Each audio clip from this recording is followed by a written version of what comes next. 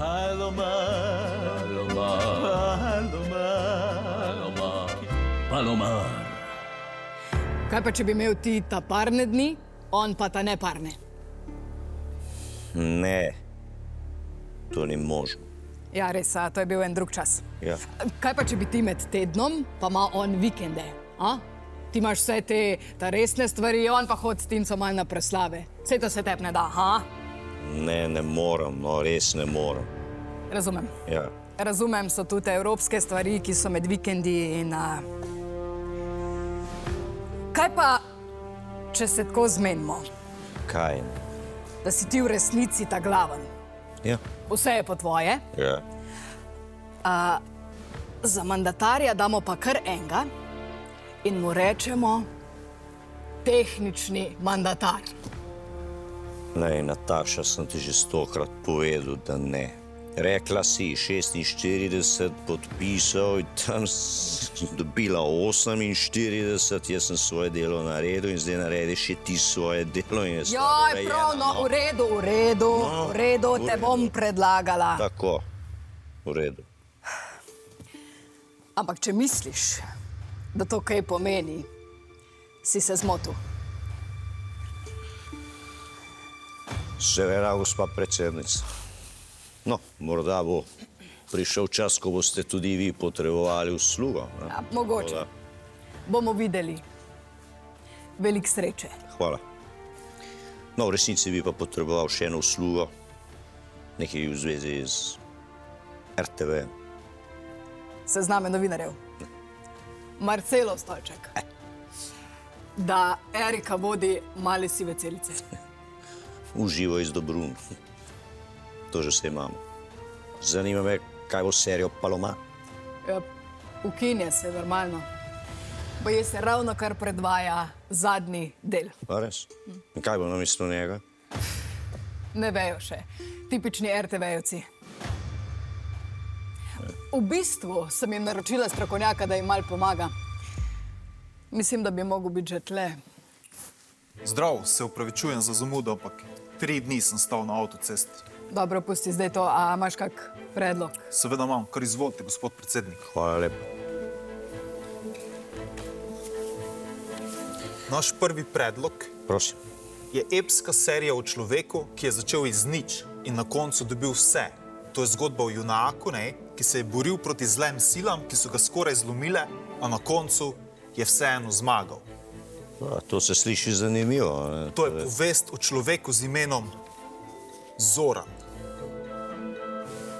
Kaj? Zdaj te nekaj smešno. To je pač moderen pristop, ker serija navidezno govori o nekem liku, a v resnici je pravi protagonist nek drug stranski lik, ki pa v resnici vodi zgodbo in postane glavni šele tam, ne vem, 3., 4. sezoni. Dobro, v redu. Imamo še kakšen predlog? Seveda ne. No, dejte, povejte. Lahko bi posneli serijo stand-up nastopov skupaj z Denisom Audićem z imenom Janezi 4. Komedija je vedno dobra izbira, pa lahko pokažete, da ste pač načelen človek, ki je pripravljen pozabiti na stare zamere za nek honorar. Dobro, tu ima mogoče nek potencial, edino mogoče se bojim, da tisti, ki niso gledali enke, dvojke, ki ne bodo gledali trojke, se bodo potem zgubili, ne bodo razumeli zgodbe. Kaj, imamo še kaj, no? Je še kaj? En predlog še imamo, to pa je pač temačna politična drama, ki spremlja spletke in boj za premoč v največji politični stranki, ki se bori za nadzor nad svojim imperijem, ko začne moč dolgoletnega predsednika popuščati. Imenuje se SDS Alas.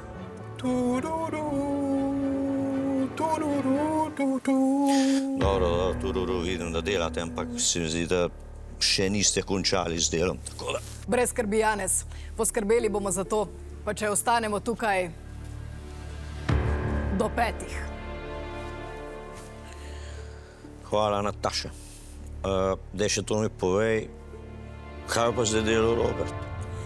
Robi, on zdaj snema film. A res? Končno en film, ki ga bom lahko tudi jaz videl.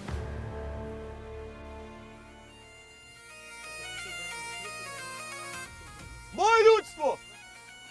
Kaj smo pripravljeni, da prevzamemo oblast? Ne moramo! Preveč preveč jih je. 40 proti 48, to ne gre. Kaj ne gre, bom jaz povedal, ne gre, ne gre. Jaz sem Robert Golob in to je moja vlada. Ampak nima Robert Golob kratkih las. Ja, pa je, da ima tudi toliko denarja, da lahko kupi glasove vseh 5 poslancev resnice. Jaz sem Robert Golob in pred vami stojim kot vaš vodja, kot človek, ki vam je obljubil boljše življenje, kot politik, ki bo naredil vse, kar je v njegovi moči, da prepreči 4. Janševo vlado. Vlado, ki nas je ogoljufala. Mi smo zmagali volitve. Je res, da smo zmagali volitve? Ja! Seveda smo. In mi smo prvi začeli koalicijska pogajanja. Je tako? Ja! In namesto, da bi nam slepo sledili, so se oni na skrivaj dogovarjali z Janšo.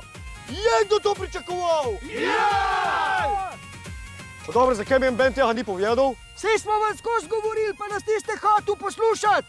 Zakaj bi jaz zdaj poslušal druge? Ma jaz sem zmagal volitve, zato morajo drugi poslušati mene. In če hočete živeti svobodno, me morate naslednje 4 leta poslušati in se skupaj z mano boriti proti desni vladi. Ampak preveč jih je. Raj jim pustimo, da vladajo, ne? Oj, lahko jim pustimo in počakamo do naslednjih volitev. Nekateri boste zvoljeni, a večina vas ne bo.